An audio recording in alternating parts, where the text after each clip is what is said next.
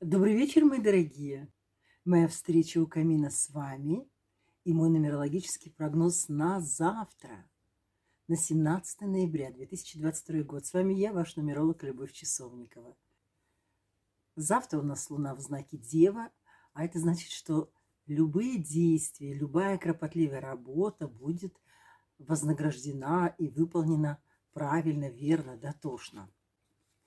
Абсолютно все финансовые манипуляции, банковские манипуляции в такой день проигрываются хорошо. В торговле, закупочные, продажные, всевозможные договорные моменты тоже обычно успешны. Хороши учеба, продвижение учебного характера, постижение новых знаний. Тоже этот день благоприятен. Завтрашний день будет благоприятен для этого. Но день несколько противоречивый. Могут одолевать какие-то сомнения, могут быть ссоры, даже какая-то травля, агрессия со стороны кого-то. Если такое где-то наблюдаете, сразу уходите в сторону. Вам это не нужно. Ну и четвертая фаза, это последняя фаза лунного месяца. Энергия у нас идет на спад. Обычно мы чувствуем в этот день, ну и завтра в том числе, некую медлительность, вальяжность. Хочется остановиться, поразмышлять, передохнуть. Вот дайте себе такую возможность. Присядьте, сделайте дыхательные практики, попейте чайку, ну и продолжайте дальше жить, радоваться, трудиться.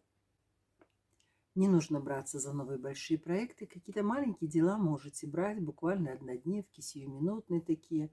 А вот большие глобальные дела лучше оставить на следующую лунную фазу. Те дела, которые у вас уже завершаются, а возможно какие-то уже завершены, лучше подвести итоги. Такие значительные, солидные итоги, отметить, что хорошо удалось, на что следует обратить внимание. И это послужит хорошим таким стартом для следующих дел. Поскольку день сам по себе несколько противоречивый, и энергия идет наша на спад, возможны конфликты, возможны ссоры. Физическую активность и психоэмоциональную тоже нужно уменьшить. Избыточные физические нагрузки на тренировках тоже следите за своим состоянием здоровья. Люди в этот период чувствительны, сентиментальны, обидчивы.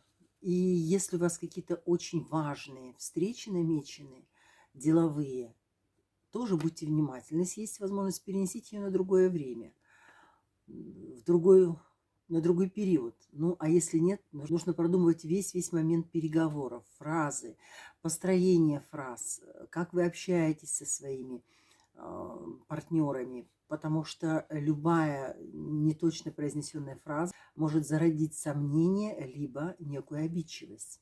Подумайте и об этом. Ну а день завтра четверг.